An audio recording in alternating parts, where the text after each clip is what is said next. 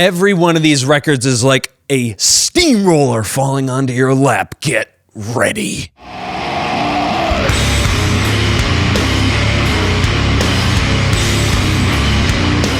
We're going to kick it off with a fucking gem here, folks. Gaza, No Absolutes in Human Suffering. Gaza's No Absolutes in Human Suffering is easily their most intense and dynamic album, in my opinion. Produced by Converge's Kurt Ballou, the album blends sludge, grindcore, hardcore, and crust with a touch of post-rock, resulting in a chaotic yet highly captivating record that made a massive impact on the scene.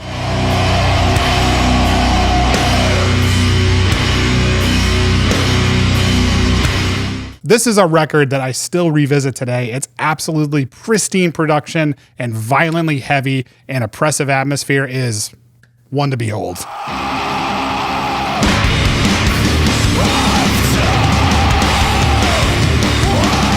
First and foremost, this is a band and a record that you introduced me to in an earlier video. This record will choke the shit out of you once it gets its arms wrapped around your neck. This album is going to take you down into the swamps for a death row. I can't think of too many other acts that really feel as oppressive as this one. A lot of people think that this angst that we've got or whatever with religion came from that Mormon upbringing, and to point someone out specifically would be really like going to a loony bin and deciding which guy was more crazy. You know, they're all kind of fucking ridiculous. They're all equally. Vocalist John Parkin's lyrics are as sharp and insightful as ever, exploring themes of religion, politics, and the human condition with a blend of cynicism and poetic introspection.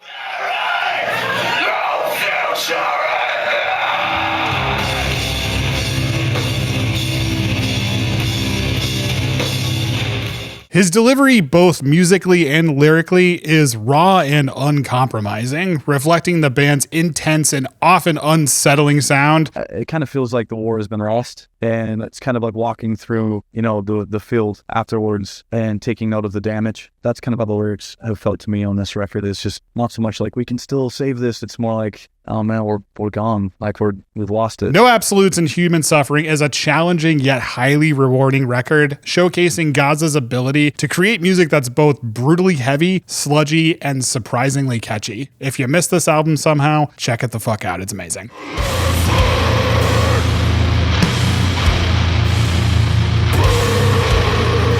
Primitive Man, Caustic. This record is exactly what you'd expect from the band. A brutal, punishing, and utterly devastating sonic assault. It's loud and it feels good to play, and it's like a good way to release some negative energy.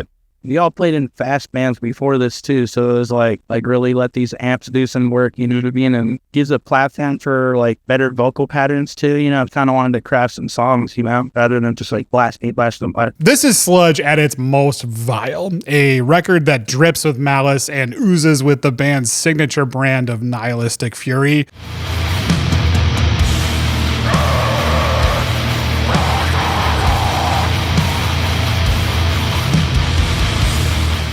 Caustic is just a wall of sound with a relentless barrage of absolutely crushing riffs, guttural roars, and ear-splitting guitar feedback.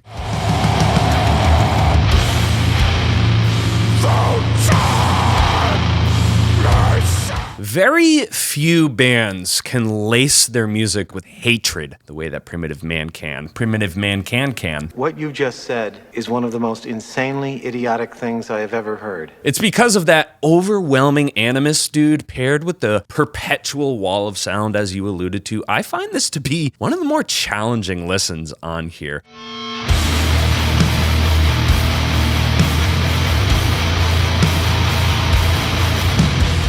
This is what I think of when non-metalheads think of what metal sounds like. Ugly, gross, overbearing, overstimulating, uncomfortable. Not one I find repeating a lot, but if you haven't heard this, stop what you're doing. This is number 2 on the list, and it deserves to be here because it is oppressive, dude.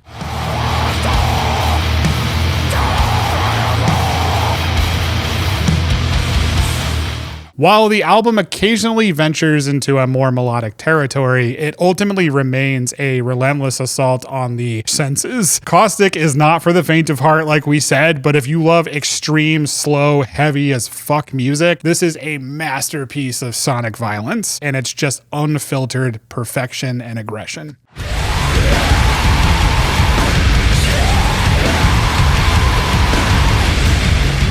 Thou's Umbilical sees the Louisiana sludge legends, they're legends now in my opinion, pushing their sound into new territory while still retaining their signature blend of crushing heaviness and atmospheric sludge. The band incorporated on this album a more hardcore driven edge, which I really appreciated.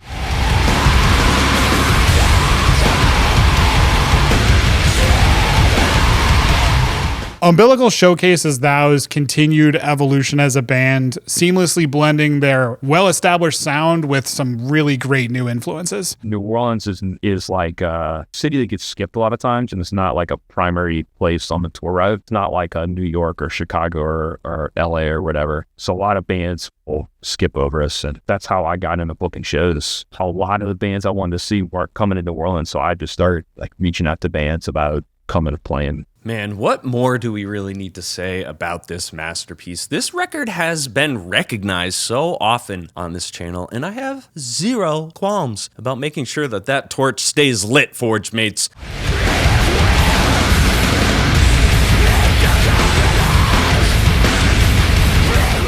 Had this album come out in the mid-90s, dude, during the heyday of grunge, I truly believe that this would have placed this band on the headlining spot immediately at something like Ozfest or Lollapalooza with like Pantera or something. Probably. It's so good. I mean, I've been doing shows in New Orleans for like years and years. So like, I do all kinds of flyers. So I had all kinds of stuff just sort of packed away from that. And then there were certain things where I'd have a picture and I'd be like, it might not work good on a flyer, but man, if I'm ever in a band, this would be really good for a band. So I had like a stack of stuff that I just sort of put to the side. I mean, it's usually like 15th and 16th century woodcuts and stuff like that. Right. Their ability to balance bleak, disgusting atmospheres with catchy, finger-snapping riffs for 45 minutes is truly astonishing, dude.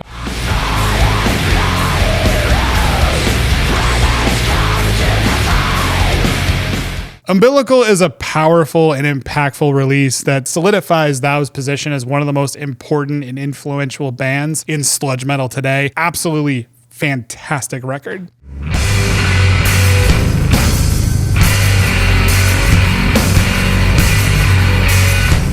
Sumac, What One Becomes. This is a monumental achievement, in my opinion, that I feel like many don't really talk about enough. This follow-up to their acclaimed debut, The Deal, sees the supergroup featuring Aaron Turner, Nick Yakishin, probably butchered the name, and Brian Cook, further refining their blend of crushing heaviness and atmospheric exploration.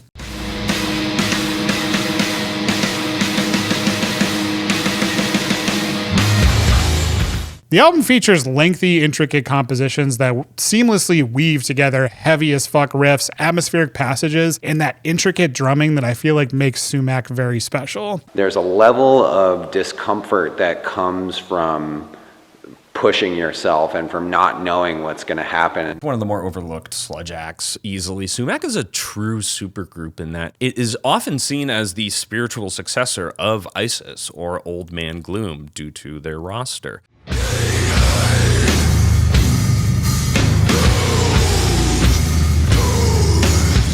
While their discography is a bit of a roller coaster, with some albums being much more polished and focused than others, What One Becomes is a sophomore record that builds upon the failures of their previous release. Part of the intention with starting this band was that we wanted to do something that was very minimal in terms of the instrumentation and also the approach to recording. Very overlooked for its time. This band has always kind of been on like the C list, which I don't understand. This is a wicked niche subgenre that a lot of folks aren't going to be into, but we hope to change that.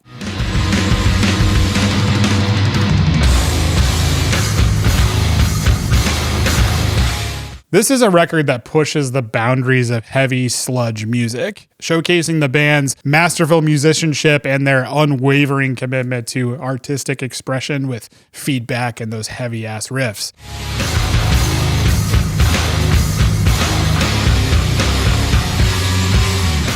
What One Becomes is a sludge masterpiece that I feel like people should revisit if you haven't in a long time or if you haven't heard it for some reason. This is an incredible record, man. It's easily becoming cornerstone in the genre for me, and for good reason.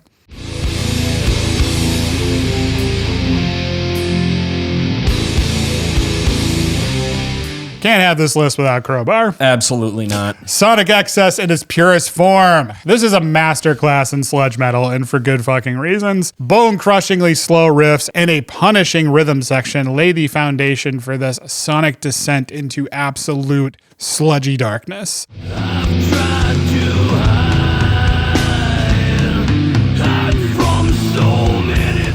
Kirk's vocals are a perfect embodiment of the album's themes, despair and raw as fuck aggression. I'm not really depressed. I've actually read interviews when the band first got started where they're like, oh, he was such a nice bloke, you know, he thought he was going to be this angry, depressed guy or something. And it's not really like that today, guys, so. He growls about self-doubt, suffering, and mental anguish, creating a suffocatingly melancholic atmosphere, and I am all here for it, man.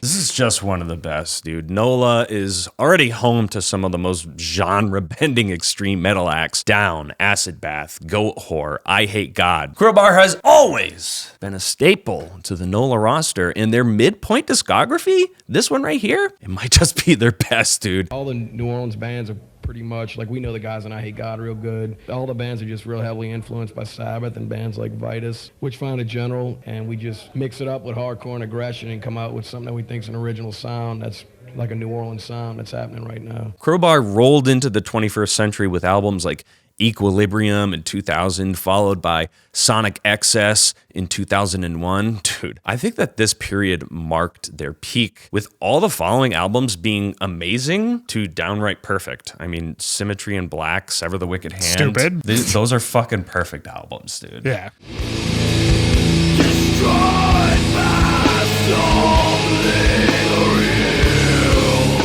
Unlike some other metal brethren, Kirk shuns the spotlight, which I kind of appreciate. His guitar work is dark and brooding, his vocals are powerful yet very unpretentious, but they work really, really well. I don't write any lyrics, I mean, not even one word, till all the music has been written and recorded, and then I get into lyric and vocal world. Most all of my lyrics are very spontaneous. Everything on this record feels authentic, pure, crushing sludge, delivered with blue-collar honesty, and that's something that I just really appreciate. If you need a masterclass in sludge, look no further. This is it.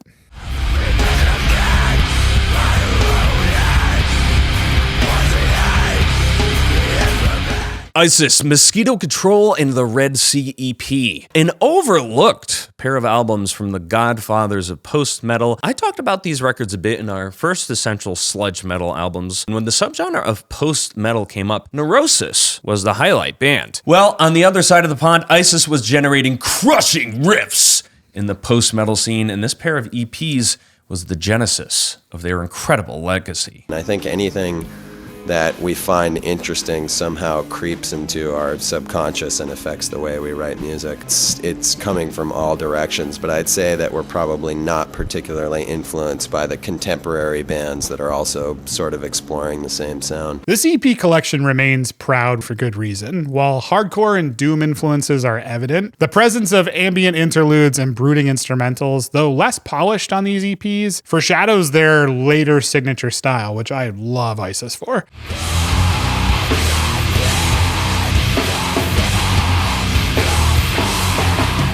Echoes of Neurosis's Through Silver and Blood era further suggest their exploration of post-metal too, which is awesome. This raw, primal recording reflects a band still finding its footing, but it really works.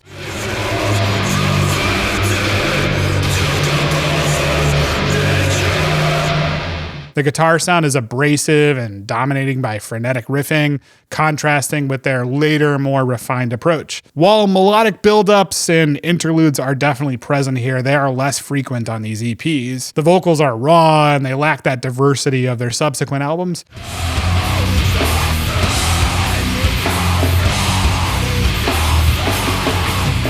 All the seeds of their colossal sound are here, making it clear how they evolved over time. These records are raw. They're sloppy. They don't care about their blemishes or warts. Nope. They want to shove you into the sludge vat feet first, so you can feel every lick of acid as it crawls up your skin. We just try to be representational of the lives we lead and, the world around us as we perceive it. Brutality and violence is certainly still a large part of that, therefore is included in the musical framework. These are pretty short listens. You can listen to both of these albums in under an hour. I would personally recommend the Red Sea plus the bonus tracks. Songs like Ochre and Lines Across Eyes are masterpieces, dude. Yup. Do not sleep on these monumental albums.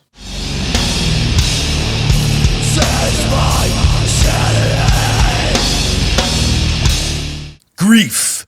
Dismal. This record will make you feel both dismal and like you're grieving. Weird. What's heavy about this record is not only the music, but the emotional weight of the package in its entirety.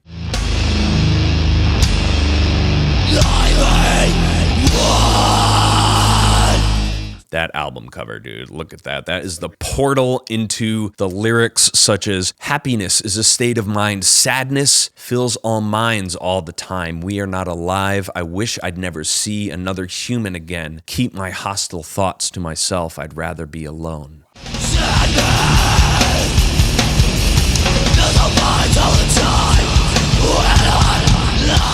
There is a palpable feeling of dread, sorrow, and melancholy on this album, which is why it's on this list. It is heavy as hell in every way. It's definitely personal, I think, for all of us. Probably could be a little bit of both at times. Sometimes you have to separate yourself from a situation or just look at something from, fly on the wall view of something in the world or something in life. Imagine what it would feel like, the perspective of that situation. But a lot of it just comes from a personal place. Muddy guitars, a suffocatingly slow pace, and guttural vocals paint a picture of existential dread. The lyrics delve into, like you said, themes of environmental destruction, societal decay, and absolutely crushing depression.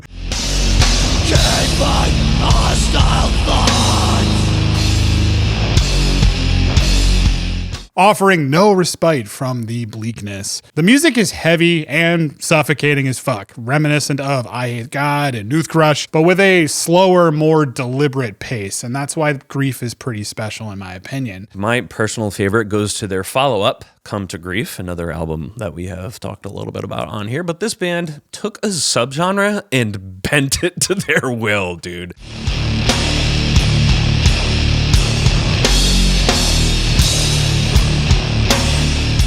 A fantastic example of how you should just put shit into the world. Agreed. Embrace your vision and see it through. Sometimes when you channel your bleak, desperate desires through music, you will be better for it on the other side.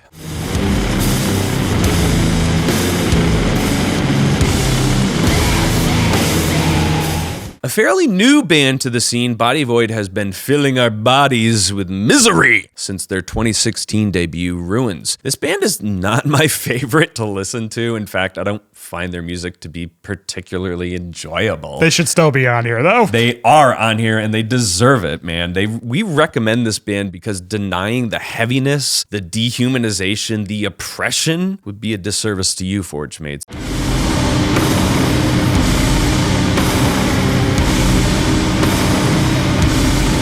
I personally love this particular album. It's a little bit more accessible compared to the other ones. The other ones are very hard to listen to. But this one's awesome. It's suffocating. It's a depressive journey through a dystopian world, which is pretty awesome.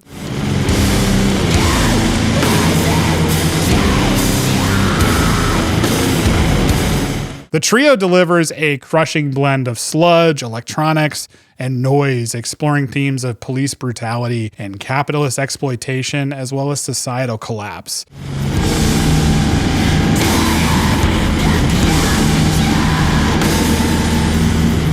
Tracks like Cop Show and Flesh Market offer a scathing critiques of modern life, while the 10-minute epics like Divine Violence and Atrocity Machine are sonic assaults that just leave a really great lasting impact. I love Godflesh. I love Skinny Puppy. I don't think we necessarily wanted to do what those bands are doing. Like, I was really influenced by a lot of like death industrial stuff, or kind of like noise like Wolf Eyes, bringing those textures over to what we had already been doing, which is kind of more slow, more noisy to begin with. So like figuring out how to incorporate that stuff into like a slower type of metal it felt a little bit like we didn't really have many people to look to. There's different tropes on here. This band is very amorphous in their sound, slowly crawling from one section to the next. Much like grindcore, songs and tracks are just kind of placeholders for these passages of noise.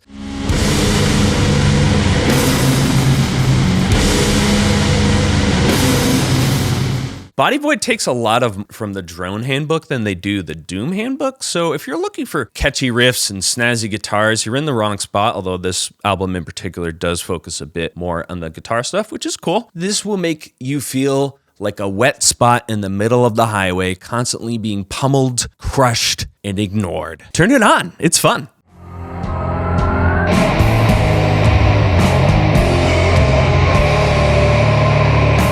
On the other side of Body Void's existential dread is Yob. Like a beacon of hope high atop a distant mountain, Yob shines brightly amidst the darkness, guiding us through our most treacherous journeys, only to help us prepare for an evening of respite.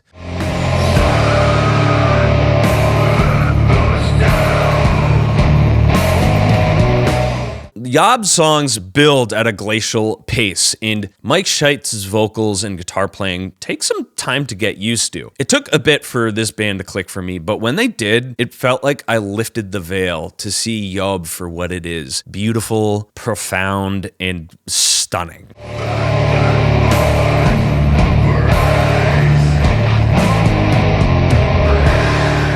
The clicking moment for Yob is seeing them live. Yes. And when you do that, it's like going to like a service. Yob's Clearing the Path to Ascend is a monolithic journey through psychedelic sludge at its most perfect form. If we're lucky in life, we have those moments where we can kind of clearly see things in us that need work, things in us that no longer work, things that were survival mechanisms at one time and now are no longer helpful, that actually now are a hindrance. Building upon their acclaimed 2011 album Atma, the band explores themes of self-discovery and transcendence with 4 epic tracks exceeding 10 minutes each. Mike's vocals are a force of nature, dude, shifting from ethereal whispers to guttural roars, while the band's instrumental prowess delivers a crushing yet mesmerizing soundscape.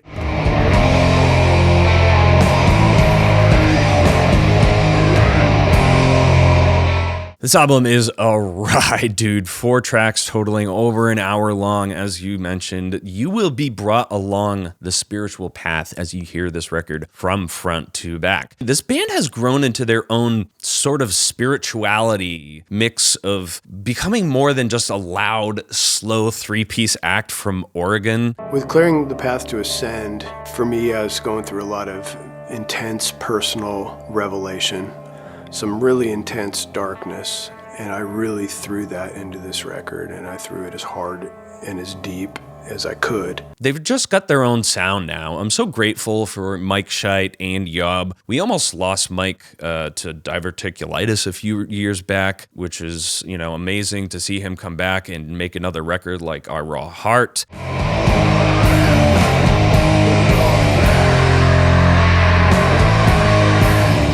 I hope they make some more new music soon. Their last record, as I said, Our Raw Heart, was amazing. I hope they got more room in their hearts to make more, man.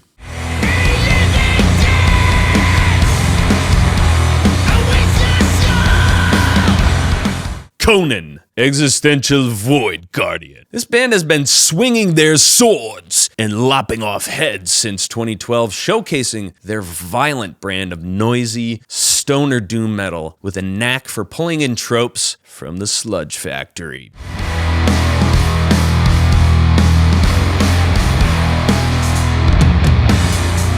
This album delivers a hefty slab of epic doom doused in sludge and grime. While the band may get accused of droning for too long at times, they're self-aware enough to know their shortcoming, leaving this album at a brilliantly paced 35 minutes.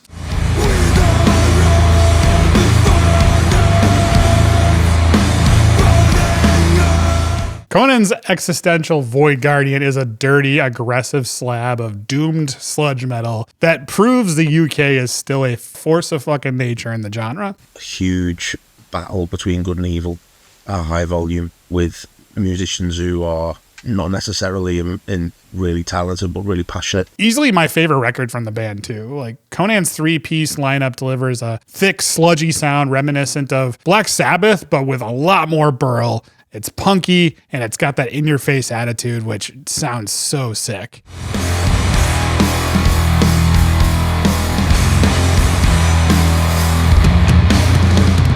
The vocals are surprisingly diverse too, ranging from clean singing to near death growls, which sounds awesome.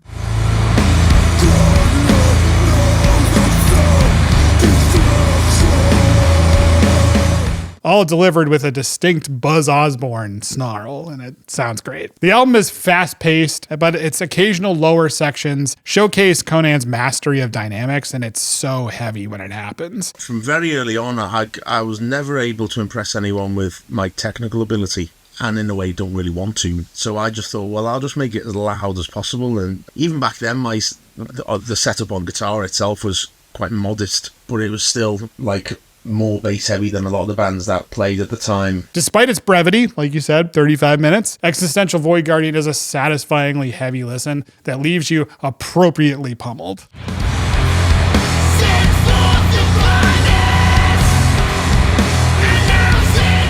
If you want to throw on something fast and sludgy, this is a great one to do it. They have a unique way of making me feel like I'm sitting in a war room with a bunch of 7-foot muscle-bound barbarians waiting to don their axes and launch their longboats. A thick cloud of pipe smoke wafts through the air. Notes of tobacco, cannabis, clove, ginger, and sage. Some big motherfucker is itching to rip my head off just because I'm sitting there, but I'm protected by the existential void.